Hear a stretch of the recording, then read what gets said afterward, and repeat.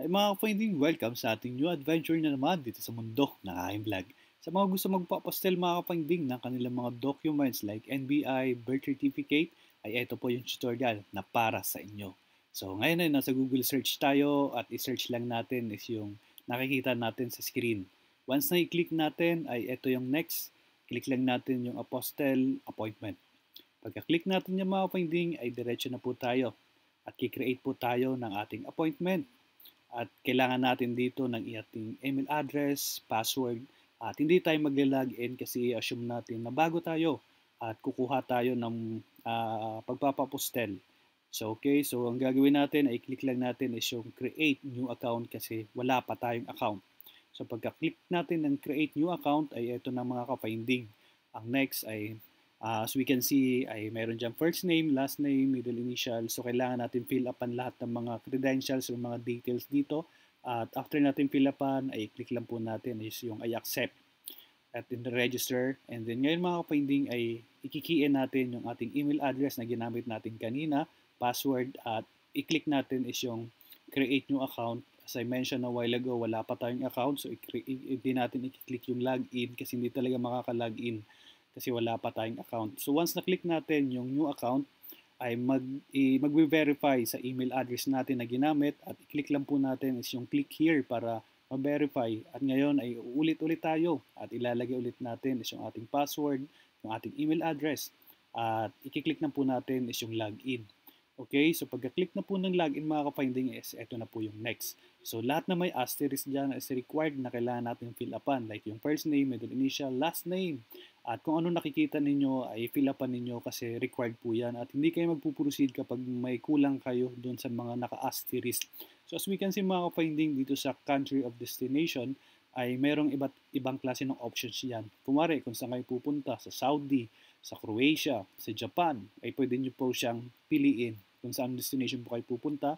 At doon sa mga gustong kumuha ng kanilang mga documents like NBI, birth certificate, death certificate, ay pwede kayong pumili dito. Maraming options dito mga ka-finding. So i-click lang po ninyo yan. At i-click lang po ninyo yung I'm not a robot and next.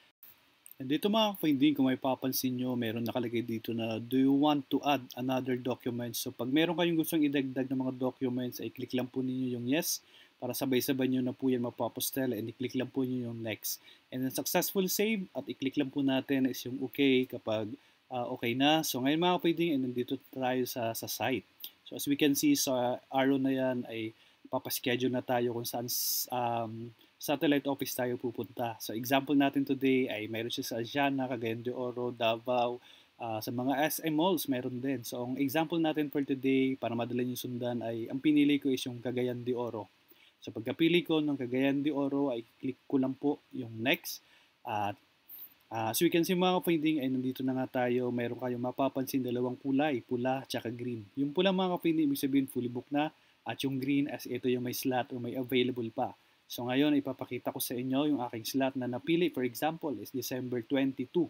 Okay, so pipili ako ng time kung saan ako mas okay at available ako sa araw na yan.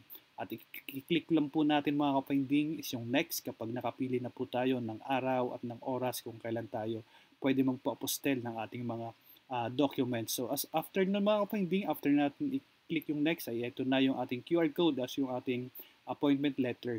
I-download po natin ito kasi kailangan po natin dalhin sa satellite office nila pagka nagpa-apostle na po tayo or nagpa-appointment na tayo. At kailangan mga ka-finding dala nyo yung mga original original documents po ninyo like NBI or kung ano man yung mga documents na gusto niyo ipa-apostel, dalhin niyo po yung original niyan at i-photocopy niyo na rin para hindi na hassle sa inyo kasi hinahanap nila yon. Okay? At ito mga kapatid, ito yung nasa ilalim sa lower portion nung first page kanina, naka-identify dyan yung mga IDs na kailangan ninyong i-submit or i-present kapag kayo ay nag-claim ng inyong apostel. Ayan. So ganyan ang mga kapatid yung itsura ng apostel ninyo kapag nakuha na ninyo. So ganyan ang example, galing sa Google po yan, nakuha ko po yan. So yan po yung example ng apostel na inyong certificate na makukuha sa DFA. At mga finding, meron kayong dalawang option kung gusto nyo mapabilis ang pag-release ng result ng inyong apostel, ay meron tinatawag na expedite. So expedite mga ka-finding is 2 days yon. So after 2 days, pwede nyo maklaim, magbabayad kayo ng 200 pesos. Pero kapag 5 days, magbabayad lang kayo ng 100 pesos para maklaim ninyo yung inyong apostille na certificate. So yun lang mga ka-finding. Sana ay nakatulong yung aking adventure for today para sa mga gusto magpa-apostle ng kanilang mga documents. At sana ay nagustuhan ninyo yung aking adventure. At samahan nyo ulit ako sa aking next na adventure dito sa mundo ng aking vlog. Maraming mga salamat mga ka-finding. Bye-bye!